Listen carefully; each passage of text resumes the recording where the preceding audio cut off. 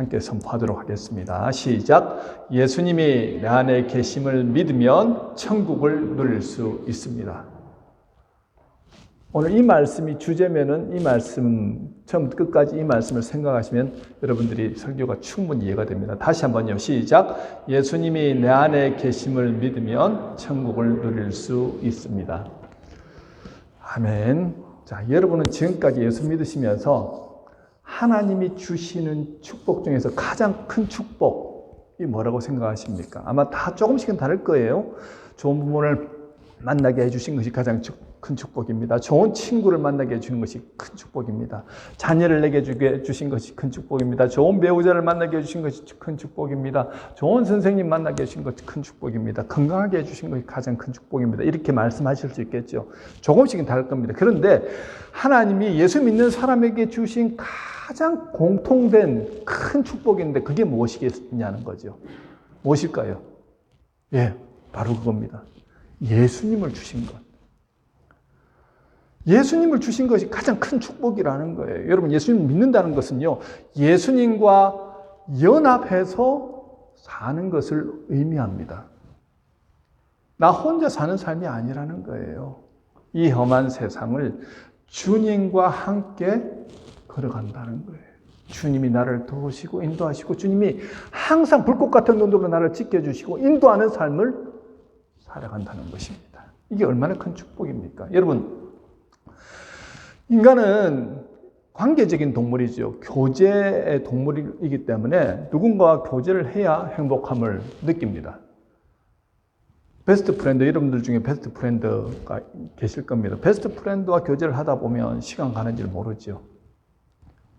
친구들은 내가 고민이 있으면 경청하고 위로하고 격려해주고 도와주려고 합니다. 정말 베스트 프렌드, 친한 친구들은 그렇지 않습니까? 이런 친구들과 온종일 같이 있어도 어색하지 않고요. 지루하지 않습니다. 정말 재미있고 또 함께 하고 싶은 친구죠. 여러분에게 이런 친구가 몇 명이나 됩니까?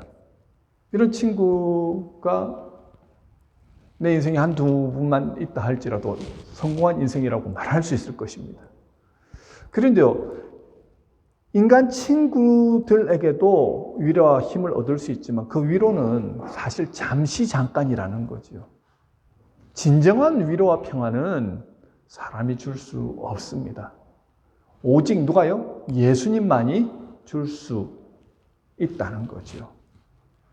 자, 요한복음 14장 27절 이 말씀을 한번 같이 읽도록 하겠습니다. 시작. 평안을 너희에게 끼치노니 곧 나의 평안을 너희에게 주노라.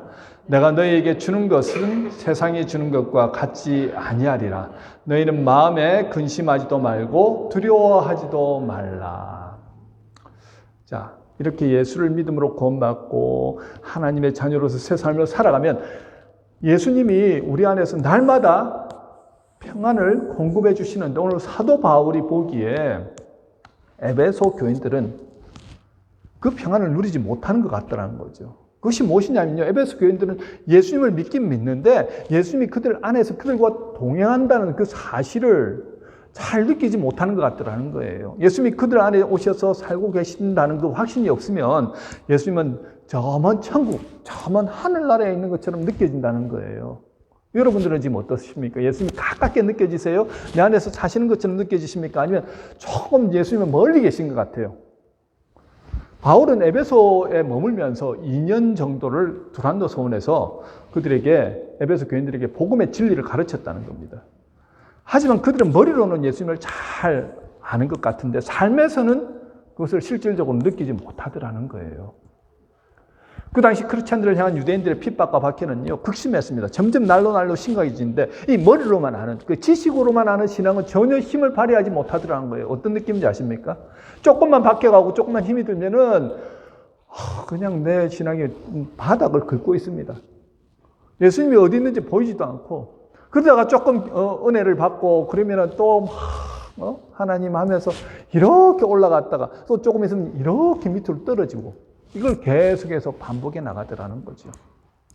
머리로만 아는, 지식적으로만 아는 신앙에는요, 능력이 임하지 않습니다. 여러분 잘 들어보십시오. 그렇기 때문에 사도 바울은요, 정말 감옥에 있으면서, 지금 감옥에 있는 상황 아닙니까? 그러면서 이 간절하게 기도하는 첫 번째 제목이 지난주에 말씀드렸던 성령을 통해서 속사람이 날마다 강건해지길 원합니다 라고 기도했고, 두 번째가 오늘 본문의 내용 아닙니까? 바로 믿음으로 그리스도께서 너희 마음에 계시었고, 믿음으로 너희 마음에 계시다는 걸 알아야 된다는 거예요. 확신해야 됩니다. 그리고 그리스도의 사랑을 깨달아서 뿌리가 박히고 터가 굳어지는 그런 신앙이 되게 해달라고 간절하게 기도하고 있습니다. 다른 말로 하면요, 머리와 지식으로만 아는 그리스도가 아니라 내 삶의 중심부에 들어오셔서 내 삶을 인도하시고 주관하시고 역사하시는 예수님을 경험하기를 원한다라고 그렇게 중보하며 기도하고 있다는 거예요. 사도 바울이 다메섹 도성에서 예수님의 음성을 듣고 난 뒤에 이방인을 위한 사도로서 온갖 박해와 고난을 당하면서도, 여러분, 박해와 고난이 그냥 말로 우리는 박해와 고난이지, 복음 전한다는 이유로 가서 계속해서 욕하는 거 들어야 되고요, 돌로 던지면 맞아야 되고요, 무엇보다 자기를 죽이겠다고 쫓아오는 사람들, 그런 걸 좀 경험하면서 복음을 전하고 있다는 거죠. 그런 고난을 당하면서도 기쁨으로 복음을 전할 수 있었던 이유는요, 그가 날마다 뭐라고요? 주 안에, 주님이 사도 바울 안에 계시면서 그와 함께 하시고 그에게 힘과 지혜와 권능을 공급하여 주심을 직접 체험하였기 때문에, 그것을 체험하고 깨닫기만 하면 그 어떤 상황 가운데서 진정한 자유와 평화와 기쁨을 누릴 수 있다는 걸 그는 알았다는 거예요. 그래서 감옥에 있는 사도 바울이 에베소 교인들을 위해서 이 비결을 좀 깨달았으면 좋겠다라고 하나님 앞에 기도하는 겁니다. 여러분들은 예수님과 인격적인 교제를 나누고 계십니까? 사도 바울은 감옥에 있으면서 예수님과 그런 인격적인 교제를 나누었어요. 에베소 교인들도 너희들 예수님과 그런 인격적인 교제를 나누어야 돼. 간절한 마음으로 지금 기도하고 있는 겁니다. 그런데 오늘 본문을 보면요, 여러분, 단계가 있음을 알 수 있습니다. 믿음의 단계라고 할 수도 있고요. 여러분, 이 내용을 잘 이해하시고 여러분들은 지금 어떤 단계에 있는가를 한번 잘 파악해 보십시오. 여러분들이 어떤 단계에 있는가를 알고 나면 그 다음부터 해결점이 보입니다.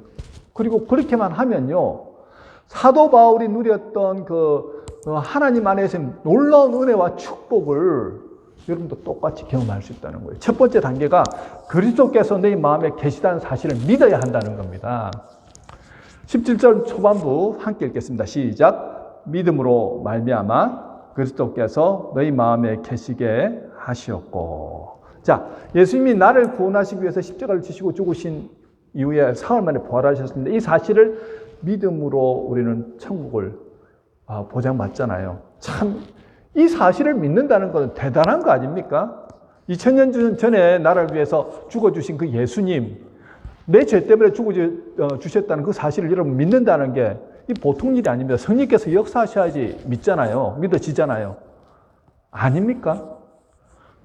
여러분 잘 들으셔야 됩니다. 그런데요, 그거는 믿는다고 아멘 아멘 하는데 예수님이 지금 내 안에 계시다는 사실은 그냥 허투루 듣는다는 거예요. 그게 문제라는 겁니다. 무엇을 믿음으로 말미암아요? 예수님이 내 마음에 계시다는 그 사실을 믿는 것으로부터 어떻게 해요? 신앙이 시작된다는 것입니다.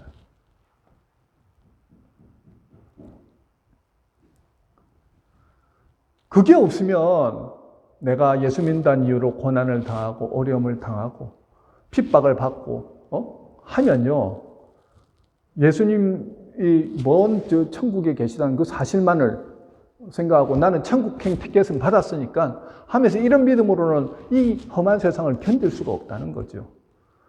그 많은 사람들이 뭘 선택하며 나가느냐면, 나는 교회 와서 예수님을 믿기 때문에 천국행 티켓도 가지고 있고 예배도 드리지만 그것만으로는 나는 만족 못해.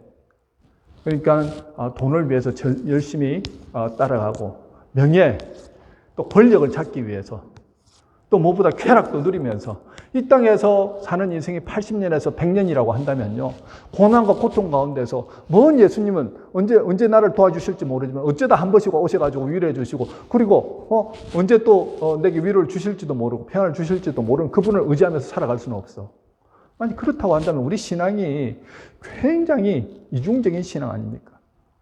이 모습이 구약시대에 이스라엘 백성들의 모습과 흡사 닮아 있다는 거예요. 하나님 앞에 나와서는 거룩한 척, 경건한 척 예배를 드렸지만 삶에서는요, 돈을 쫓아갔습니다. 쾌락을 쫓아갔습니다. 그들이 원하는 것들을 누리면서 마음껏 살아갔습니다. 하나님 한 분만으로는 만족하지 못하더라는 거예요. 하나님은 그냥 영적인 존재이기 때문에 우리는 영적인 존재한테는 주일 날만 와서 예배 잘 드리면 돼 라고 생각하며 살아가더라는 거죠. 이중적인 모습. 그런데 구약시대의 모습이 어땠습니까? 하나님이 그걸 방치해서 그냥 내버려 두시다가 결국은 하나님께서 깨닫도록 심판하시잖아요. 회초리를 드시는 순간이 오더라는 거죠. 하나님의 백성답게 살지 못하니까 하나님께서 회초리를 드시고 깨닫게 하시는 순간이 오시더라는 겁니다. 여러분, 왜 크리스찬들이 믿음이 있는 것 같은데 나는 예수 믿습니다라고 하면서 나는 구원받았습니다 이런 말은 잘하는데 그 가운데서는 능력이 왜 나오지 않느냐 하는 겁니다. 예수 믿는 사람들 얼굴을 바라보면요, 이 사람이 행복한지 안 한지를 알 수 있습니다. 여러분들 서로 한번 얼굴 바라보십시오. 행복한 것처럼 보입니까? 행복하세요? 여러분들이 저를 볼 때는 어떻습니까? 행복하게 보입니까? 고개를 끄덕여 주시는 분이 많으니까 제가 행복한 사람 같습니다. 무슨 말이냐면요, 자연스럽게 그게 흘러나온다는 겁니다. 예수님이 함께 하시고 예수님의 능력을 경험하고 있으면요, 자연스럽게 그 기쁨이 나온다는 거예요. 그런데 내가 예수를 믿는다고 하지만 교회는 다니는데도 여전히 내 안에는 불편함이 있고 걱정, 의심, 염려가 끊이지 않고 관계에 계속해서 어려움이 생기고 그렇다고 한다면 뭔가에 문제가 있다는 거죠. 그 첫 번째가 뭐라고요? 예수님이 내 안에 계시다는 그 사실을 머리로만 알고 있다는 거예요. 예수님이 나와 함께 하신다는 그 사실을 믿는 것으로부터 신앙은 시작됩니다. 나를 구원해 주셨다는 것을 믿으면서 왜 성령으로 예수 믿는 그 순간에 나와 함께 하신다는 사실을 믿지 않느냐는 거예요. 자, 17절 다시 한번 보십니다. 믿음으로 말미암아 그리스도께서 내 마음에 계시게 하셨고 할 때 여기서 계시게 하다라는 단어가 어떤 단어냐면요, 헬라어로 카토이케오라는 단어인데 거주하다, 산다라는 의미입니다. 예수를 믿는 사람에게 예수님이 들어오셔서 편안하게 거주하시는 상태가 된다는 거예요. 믿는 사람에게는 누구나 할 것 없이 다 오신다는 겁니다. 인간은 하나님을 마음속에, 여러분들 생각할 때 하나님을 우리 마음속에 소유할 수 있다고 생각하십니까? 우리는 육이고 하나님 영이기 때문에 여러분, 육인 사람이 영인 하나님을 소유할 수 없어요. 그런데 예수를 믿는 사람은 우리 안에 있던 죄악들을 어떻게 예수님 죽으심을 통하여서 다 제해 주시고 어렵다고 칭해 주신 그 사실 하나만으로도 어떻게 해요? 영이신 하나님이 우리 안에서 할 수 있는 권한을 받게 되었다는 거예요. 누구나 다 예수 믿으면 와서 예수님이 거하신다는 겁니다. 그러니까 여러분들이 나는 예수 믿습니다 마음으로 믿고 입으로 선포한 분들은 다 예수님이 그 안에서 하시는 분들이라는 거예요. 그때부터 신앙은 시작된다는 겁니다. 자, 그런 사람들이 한 가지 간과하는 게 있는데요. 나는 연약하기 때문에 머리로는 알긴 알겠는데 그 다음부터는 어떻게 해요? 산 가운데서 드러나야 되는데 우리가 계속해서 까먹더라는 거예요. 잊어먹습니다. 예수님이 나와 함께 하신다는 사실을. 왜 그럴까요? 내 안에 옛 자아가 남아있기 때문이죠. 계속 죄로 인해서 습관이 되어진 부분들이 있더라는 거예요. 그래서 나도 모르는 사이에 그게 자꾸만 넘어가더라는 겁니다. 중요한 것은 예수님이 내 안에 계시다는 그 사실을 분명하게 믿고 난 다음에 두 번째부터 시작되어야 될 단계가 있다는 거예요. 그냥 예수님을 마음 가운데 이제 받아들이는 것, 예수님 오셨습니다. 믿는다는 것으로부터 이제 시작이 되었다고 한다면 두 번째 단계가 무슨 단계인 줄 아십니까? 그리스도를 내 삶의 중심에 두는 단계라는 거예요. 자, 믿긴 믿었는데 예수님을 마음에 이제 함께 하십니다 했는데 어떤 분들은 어떻게 합니까? 예수님을 마음 저 구석 언저리에다가 모셔놓고 계신 분들이 있다는 겁니다. 17절 한번 보실까요? 너희가 사랑 가운데 뿌리가 박히고 터가 굳어져서 라고 말합니다. 예수님 내 마음속에 계시다는 사실을 믿긴 믿는데 여전히 예수님을 내 마음의 중심부가 아니라 가장자리에 두고 계시죠. 내가 예수님을 믿고 예수님이 내 안에 계시다는 사실도 믿지만 예수님이 내 삶의 주인이나 왕이 아니라 내가 필요할 때만 꺼내 쓰는 필수품 정도로 여기면서 그렇게 신앙생활을 하시는 분이 있습니다. 예를 들면 이런 거예요. 내가 어려움이 생길 때만 주님 내가 필요할 때만 주님 부를 때 그때 주님 좀 와서 그때 좀 도와주십시오. 주 중에 6일 동안은 내 힘으로 살아갈 수 있어요. 그러니까 주 중에 주님이 오시면 내가 불편한 일이 많거든요. 마음껏 내가 좀 놀지도 못하고 죄도 좀 짓는 것도 좀 불편하잖아요. 그러니까 주님 그때는 안 오셔도 괜찮아요. 주일날 내가 예배 드릴 때는 오셔가지고 좀 성령께서 역사하셔서 또 깨닫게 해주시고 주중에는 그냥 가만히 계십시오. 이렇게 얘기는 안 하지만 그런 삶을 살고 있다는 거예요. 여러분 주님이 오신 이유는요, 내 삶의 주인이 되어주시고 왕이 되어주시기 위해서 오신다는 거예요. 우리는 내 삶의 주권을 주님께 내어드리고 주님께서 내 삶을 주관하시기 시작할 때 하나님의 백성으로서 누리는 놀라운 은혜와 영광과 기쁨과 평화를 누리면서 살 수 있다는 겁니다. 그런데 그거는 포기하기 싫다는 거예요. 세상 가운데서 누리는 재미, 쾌락, 즐거움, 죄된 것들을 내려놓지 못하니까 그때부터 어떻게 해요? 우리의 삶은 반쪽짜리 인생이 되더라는 겁니다. 룩바리 인생이 무엇인지 아십니까? 균형이 없으니까 한쪽 다리는 길고 한쪽 다리는 짧다든지 아니면 다리에 부상이 생겨가지고 제대로 다리 기능을 못할 때 어떻게 쩔뚝쩔뚝거리잖아요. 크리스찬들의 삶이 예수를 믿으면서도 꼭 그런 모습으로 쩔뚝쩔뚝거리는 것처럼 그렇게 살아가는 모습이 되어서야 되겠냐는 거예요. 어디서부터 문제가 생겼다고요? 주님이 앉으셔야 될 내 삶의 주인의 자리, 왕자의 자리에 내가 여전히 앉아서 주님과 상관없는 삶을 살아갑니다. 주권을 내려놓는다는 것은요, 철저하게 주님의 말씀에 순종하겠다는 마음으로 살아가겠다는 겁니다. 여러분 믿었잖아요? 그럼 하나님께서 여러분들을 통해서 역사하셔야 되는데 아무리 하나님이 말씀하셔도 내 마음 가운데 주인이 아니라 구석자리에 모셔다 드리고 주님은 그만 부담스러우니까 오시지 마세요라고 한다면 아무리 주님이 안타까운 심령으로 말씀하셔도 귀가 닫혀있는 영적인 귀머거리가 되어 있는 모습 아닐까요? 이스라엘 백성들이 나라가 멸망되기 전에 수많은 선지자들 하나님 보내주셨는데 회개하라고 아무리 외쳐도 아니 우리는 신앙생활 잘한다고 하면서 자기 나름의 신앙을 가지고 하나님과 상관없는 삶에 열정하더라는 겁니다. 제사만 열심히 드렸습니다.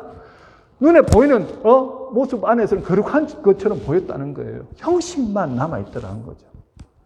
삶 가운데서는 변화가 일어나지 않습니다. 진정으로 하나님은 내 삶의 주인으로 왕으로 여기지 않으면서 하나님 앞에 제사만 드리더라는 거예요. 형식만 남아있더라는 거예요. 그러면서 복받기만 원합니다. 헌금만 많이 합니다. 뭔가 거창하게 드리면 잘난 것 같이 하나님이 받으시는 것처럼 여긴다는 거예요. 그렇지 않더라는 거죠. 결과가 무엇이었습니까? 너희들이 드리는 제사는 받을 수 없다. 내 안에 있는 주권을 주님 앞에 드려야 된다는 거예요. 왕이신 하나님, 주인 되신 하나님, 철저하게 나는 죽었습니다. 여러분, 제가 매일 아침에 나와서 새벽 기도를 인도할 때 이 자리에 와서 인도를 합니다. 이전에는 교회 문을 닫았기 때문에 교회 나올 수 없어서 집에서 예배를 드렸는데 이제는 이 자리 앞에 나와서 온라인을 설치하고 나옵니다. 아침에 새벽에 4시에 일어나서 한 5시면 교회 나와가지고 또 세팅을 미리 다 해놓고 5시 반에 새벽 기도를 인도하는데요. 집에서 할 때와 교회에서 할 때와 별 차이가 없는 것 같은데 큰 차이가 있더라는 거죠. 집에서는 일어나자마자 정신없이 딱 준비를 하면 한 30분 만에 준비하는데 교회 나오려고 하면 1시간 반 전에 일어나서 준비를 해야 되잖아요. 그뿐만이 아니고 주님 앞에 나와서 부복하는 거예요. 일부러 저는 온라인에 켜놓고는 무릎 꿇고 기도한 것을 보여드리려고 하는 건 아니지만 내 마음 자세가 그거예요. 하나님, 나 주님 없이 못 삽니다. 간절하게 주님 앞에 주인 되심을 고백하면서 손을 두고 십자가에 나는 죽었습니다 하면서 날마다 그렇게 고백을 합니다. 하루에도요 5번, 6번을 그렇게 고백하며 나아갑니다. 왜요? 여전히 내가 살아있으니까. 내가 주인이 되고 내 능력으로 살아가려고 하다 보니까요 목회자지만 내 능력으로 하려고 할 때는 되는 게 없더라는 거예요. 내가 이때까지 열심히 달려왔는데 내가 무엇을 했는가 이런 생각이 들고요. 그런데 내가 주님 앞에 나와서 지금 석 달째 그렇게 기도하면서 느끼는 건 놀라운 은혜가 있어요. 내가 죽으니까 주님께서 그 안에서 역사하시는 거예요. 내 힘과 내 능력이 아니고 주님을 바라보고 주님을 의지하면서 나가니까요. 주님께서 하시는 게 보입니다. 이전과는 달라진 거예요. 이전에는 뭔가 보이지 않았습니다. 막 우리가 얘기하는 커튼에 이렇게 창문에 커튼이 쫙 가려져 있는 느낌. 뭔가 희미한 게 있긴 한 것 같은데 확실하게 보이지 않는 그런 느낌이었어요. 내 신앙이. 그런데 나와서 기도하고 주님 앞에 나는 날마다 죽습니다 하고 주님께 고백하고 나아간 그 순간 그게 한 100일쯤 되었잖아요. 그런데 그때부터 놀라운 은혜가 임하는 거예요. 희미한 그 커튼 같은 것들이 걷어지면서 내가 너와 함께 하잖아. 내가 너를 도와주고 있잖아. 뭐 되는 게 별로 없는데도 그런 믿음이 생기는 거예요. 그런 확신이 생깁니다. 주님이 나를 붙들고 계시는구나. 그러면서 담대하게 선포하게 되고요. 그때부터 달라진 게 뭔지 아십니까? 사람들 보는데 거룩한 척 경건한 척 하던 내 모습이 아니 주님 앞에서 보이지 않는 그곳에서도 내가 주님 앞에 나와서 주님 맞죠? 주님이 주인이신데 내가 생각으로 말로 행동으로 함부로 뭔가를 할 수 없더라는 겁니다. 여러분 내 안에 이렇게 죄를 자꾸 멀리하는 그 삶이 계속해서 반복이 되다 보니까 성령의 역사하심이 더 강하게 역사되는 거예요. 주님이 세미한 음성으로 내게 말씀해 주실 때요. 그게 느껴지는 겁니다. 어떻게 해야 될지 나는 방법을 알지 못하고 주여 주여 불쌍히 여겨달라고 기도할 때 주님께서 내게 말씀하시는 게 느껴지더라는 거예요. 방법이 그겁니다. 단순하잖아요. 내가 주님 앞에서 내 주권을 내어드리고 주님이 나의 주인이십니다. 나는 주님 없으면 살 수 없습니다. 주님 도와주시옵소서라고 주인 되심을 고백하며 나아갈 때 주님께서 진정으로 역사하시더라는 겁니다. 여러분 믿으십니까? 아직까지는 경험이 안 돼서 잘 모르겠다고 한다면 여러분 100일만 그렇게 한번 해보십시오. 날마다 오전에, 새벽에, 오전에, 점심때, 점심 먹고 오후에, 저녁 때, 자기 전에 계속해서 주님 나는 죽었습니다. 나는 주인이 아닙니다. 주님께서 역사해달라고. 별것 아닌 그런 고백이지만요. 그 고백이 여러분의 삶을 놀랍게 변화시킵니다. 무슨 말이냐면요. 여러분, 내가 내 힘으로 하려고 하던 그 모든 것들을 내려놓는다는 것을 의미하거든요. 그런데 내려놓고 알아서 하십시오가 아니고 주님이 그 안에서 정말 역사하시는 게 느껴진다는 것입니다. 그리고 세 번째 단계가요. 그리스도와 사랑의 관계가 맺어지는 것입니다. 사랑의 관계. 자, 첫 번째 단계 말씀드렸죠. 믿는 거. 주님이 내 안에 와서 함께 하신다는 사실을 믿는 것. 두 번째 단계가 뭐라고 말씀하셨습니까? 내 왕자의 자리를 내려놓고 주님의 주권을 인정하고 왕대심을 인정하는 것. 자, 세 번째 단계가 뭐냐면요. 바로 주님과 사랑의 관계를 맺는 것입니다. 여러분, 연인들끼리 사랑하잖아요. 우리 여기 부부 다 결혼을 하셨고 예전에는 다 연인들과 사랑을 해보셨고 아마 그러실 건데요. 그 사랑할 때 얼마나 좋습니까? 잠시도 떨어지고 싶지 않습니다. 함께하는 순간이 행복하고 즐겁습니다. 왜냐하면 서로 사랑하기 때문이죠. 여러분 진정으로 사랑하면요. 내가 초가상간에 살아도 행복합니다. 상황이나 환경이 두 사람 갈라놓을 수가 없다는 거예요. 사도 바울은 예수님과 지금 그런 사랑의 관계를 지금 경험하고 있다는 거예요. 18절 19절에 보면 너희 모든 성도와 함께 지식에 넘치는 그리스도의 사랑을 알고 그 너비와 길이와 높이와 깊이가 어떠함을 깨달아 라고 얘기를 합니다. 사랑하는 부부의 특징 말씀드릴까요? 사랑하는 부부의 특징 다 아시잖아요. 다 사랑하니까 경험해 보셨잖아요. 고개를 푹 숙이는 분도 계신데요. 자, 사랑하는 부부의 특징은 서로 소통이 됩니다. 아라고 말하면 아라고 알아듣습니다. 대화가 통합니다. 눈빛만 보아도 돼요. 상대가 무엇을 원하는지 아니까. 그래서 이 사람의 마음을 미리 알고 그렇게 배려를 하는 거죠. 사랑하니까 통하더라는 거예요. 그런데요, 소통이 안 되는 부분은 어떠냐면 함께하면 뭔가가 어색합니다. 아라고 말하는데 어라고 자꾸 알아듣는 거예요. 그게 자꾸 오해하면서 말이 안 통하니까 같이 있으면 불편하고 그러면서 점점 마음이 멀어지고 함께하는 시간이 없어지고 그러면서 관계는 점점 더 소원해집니다. 멀어지더라는 거죠. 주님과의 관계도 마찬가지라는 거예요. 여러분, 주님과 관계가 형성되지 않은 사람은 뭐랄까, 대화가 없습니다. 여러분, 주님께 기도는 하지만 이게 뭐 나 혼자서 지금 뭘 하고 있는지 이 기도 자체가 불편한 거예요. 언제 기도합니까? 내가 답답하니까 나와가지고 뭐 좀 도와달라고 아까 얘기했잖아요. 저 구색배기에 주님 모셔놓고 그때서 이제 좀 도움 필요하면 주여 도와달라고 하지만 주님이 말씀하셔도 들리지 않는 상태. 이 기도가 별로 내게는 능력이 없는 거예요. 불편한 거예요. 기도 5분만 하고 나면 할 기도가 없으니까 그냥 빨리빨리 기도하고 나옵니다. 기도가 평소에 살면서 기도가 이게 재미가 없는 거예요. 여러분 진짜 기도하면요. 기도의 재미를 한번 느끼잖아요. 그럼 기도가 너무너무 좋은 거예요. 주님 그 대화하는 게 너무 좋습니다. 잘 못 느끼시면 한번 해보십시오. 얼마나 놀라운 은혜가 있는지 모릅니다. 자, 아침부터, 새벽부터 점심, 저녁 계속해서 그는 뭐 주저리 하나님 앞에 계속해서 뭐 혼자서 얘기를 하는 거예요. 브라더 로렌스가 그렇게 자기 허드렛 일을 하면서 그런 기도를 했다고 하지 않습니까? 하나님, 내가 오늘 물을 잘라가지고 이렇게 뭘 해야 되는데 어떻게 하면 좋을까요? 막 예수님 앞에 그냥 옆에 진짜 있는 것처럼 그렇게 얘기를 대화를 했다고 하지 않습니까? 그게 기도죠. 지금 여러분들이 바라볼 때 혼자서 뭐 주저리 하면서 기도도 했다, 찬양도 했다고 이런 사람 보면 여러분 볼 때 저 사람 좀 뭔가 약간 정신이 이상하네 이렇게 보이겠죠. 보통 사람들이 보면.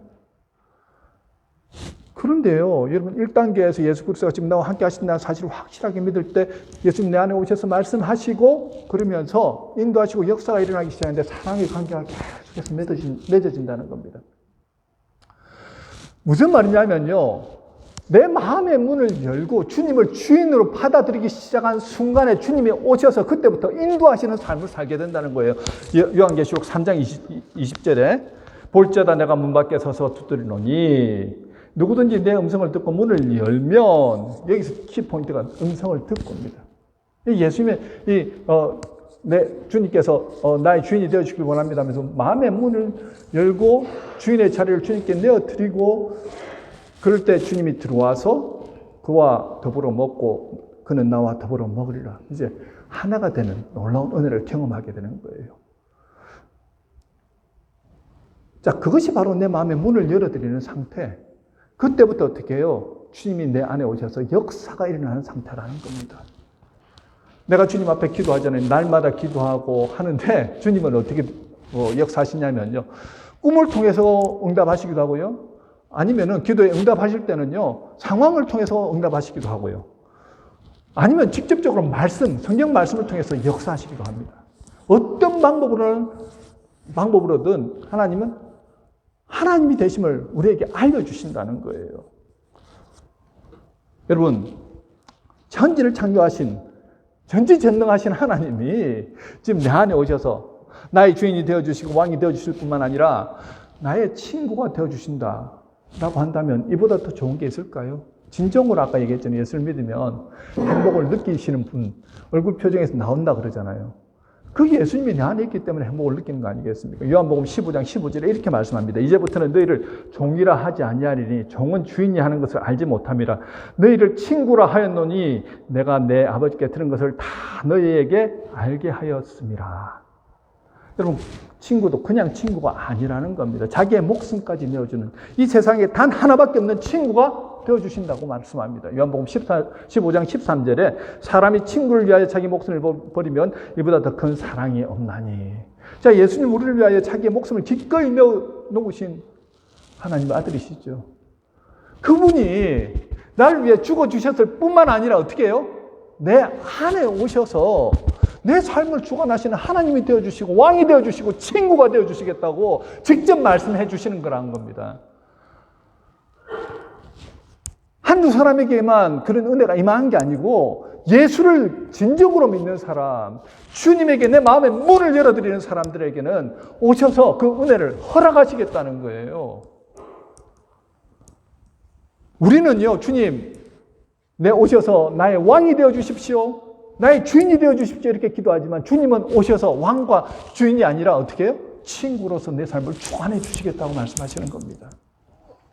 여러분, 이 세상의 친구들 나를 버리는 경우가 있잖아요. 가장 큰 어려움을 느낄 때가 믿었던 사람에게 배신당할 때, 친한 친구에게 배신당할 때 아닙니까? 사람들은 그렇게 할지 몰라도 오직 예수 그리스도는 나를 위하여 되려 어떻게 해요? 목숨까지 내어주실 수 있는 분 아닙니까? 그분이 내 안에 오셔서 나를 위로하시고 나를 인도하시고 내게 갈 바를 알게 하시고 이 땅에서 진정한 평안을 허락하시는 주인, 왕으로서 나와 함께 해주시겠다는 거예요. 그분이 천지만물을 창조하신 하나님의 아들, 바로 예수님이십니다. 사도 바울이 감옥에 있으면서, 여러분 감옥에 있는 게 지금처럼 감옥이 복지시설이 잘 돼 있는 감옥이 아닙니다. 굉장히 답답하고 어렵고 공황장애, 우울증, 좌절감, 절망감 느낄 수밖에 없는 그런 환경 가운데서 그는 전혀 그런 모습을 보이지 않지요.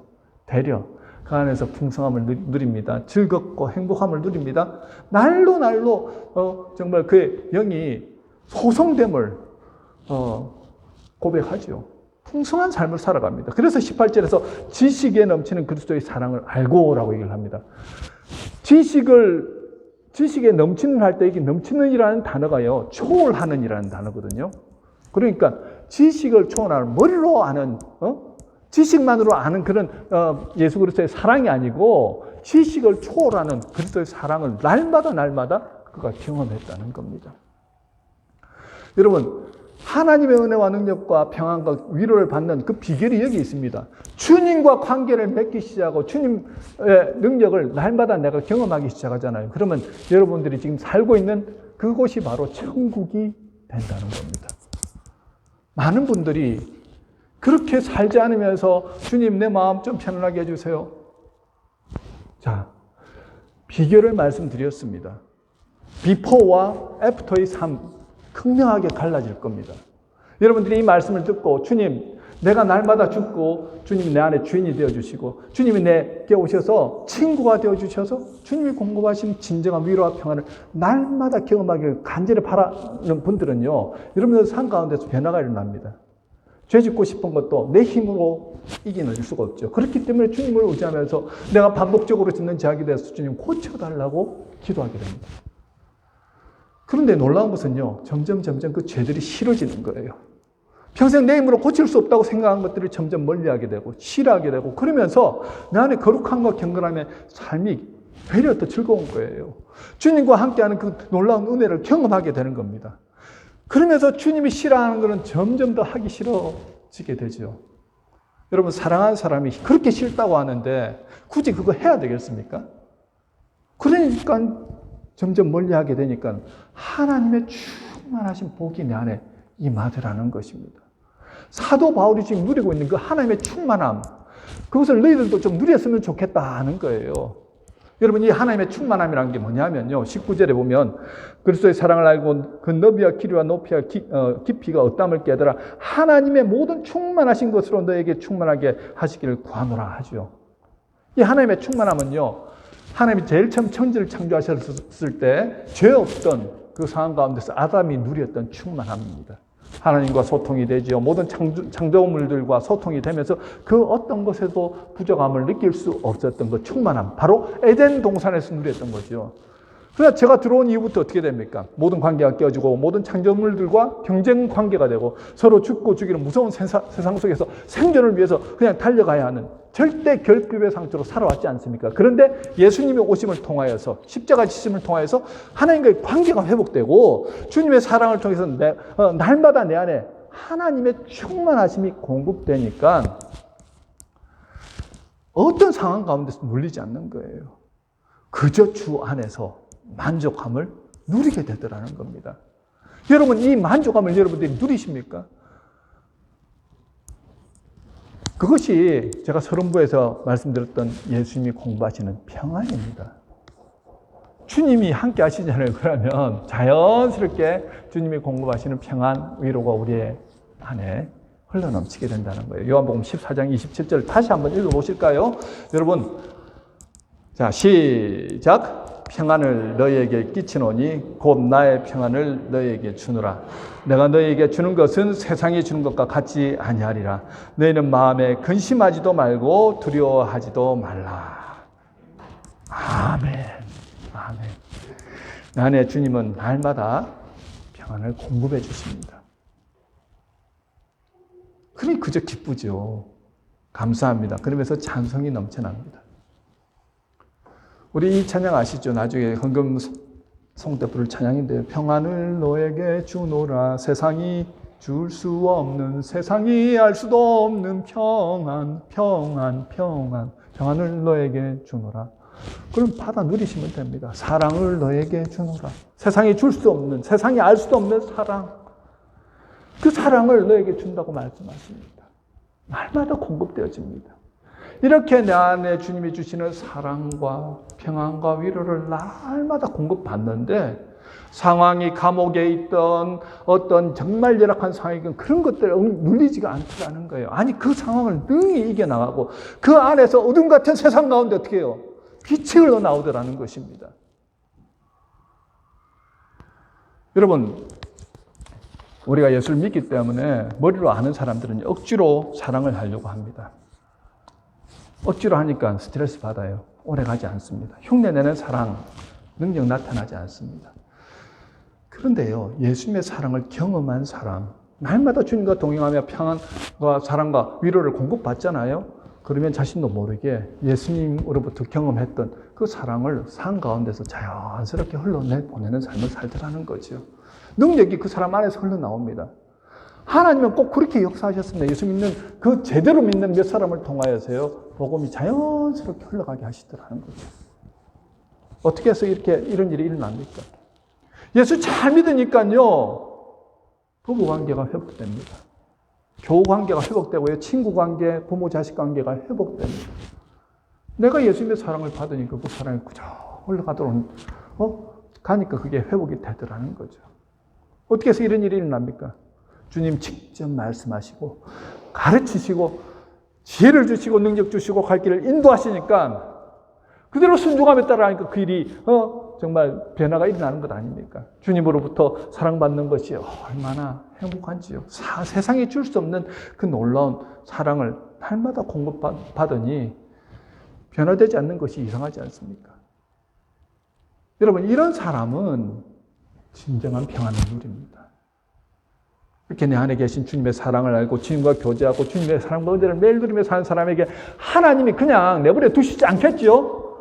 하늘 창고에 풍성한 것을 넘치게 주신다고 오늘 20절, 21절에서 말합니다. 우리 가운데서 역사하시는 능력대로 우리가 구하거나 생각하는 모든 것에 더 넘치도록 능히 하실 예게 교회 안에서와 그리스도 예수 안에서 영광이 되도록 영원 무궁하기를 원하노라. 이제 기도의 내용인데 더 넘치게라는 것 지난주에도 말씀드렸지요. 자, 이렇게 카토이케이 내 안에 예수님이 편안히 가는 상태로 예수님과 교제하며 예수님의 사랑을 받으며 평안함을 누리며 살아가는 사람들, 예수님의 희생적 사랑을 실천하며 살아가는 사람들에게 하나님이 하늘의 놀라운 좋은 것으로 채워주시는데 어떤 하늘의 좋은 것으로 채워주시냐면요 바로 아브라함에게 약속하셨던 그 복을 우리에게 허락하신다는 겁니다. 천국 백성들에게 주시는 복, 공통적으로 주시는 복이 바로 이 복인데요. 창세기 12장 2절 4절입니다. 시작. 내가 너로 큰 민족을 이루고 내게 복을 주어 내 이름을 창대하게 하리니 너는 복이 될지라. 너를 축복하는 자에게는 내가 복을 내리고 너를 저주하는 자에게는 내가 저주하리니 땅의 모든 족속이 너로 말미암아 복을 얻을 것이라.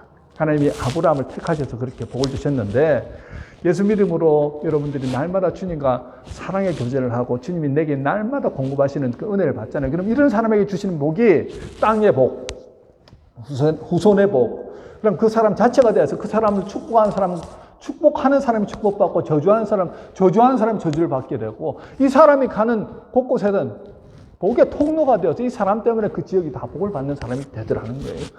바로 여러분 한 사람이 예수를 잘 믿잖아요. 그럼 여러분 자체가 복이 되더라는 것입니다. 이 복을 주시겠다는 거예요. 여러분 우리는 당연히 예수 믿는다면 이 복을 받아 누려야 한다는 것입니다. 교회를 다니는데도 늘 항상 어둠의 그늘이 그늘져 있고 늘 걱정, 의심, 염려가 떠나지 않고 상황과 환경에 눌려서 사는 분들이 있다고 한다면 여러분 지금 뭔가 잘못 예수님을 알고 믿고 나가고 있다는 거예요. 오늘 단계를 말씀드렸잖아요.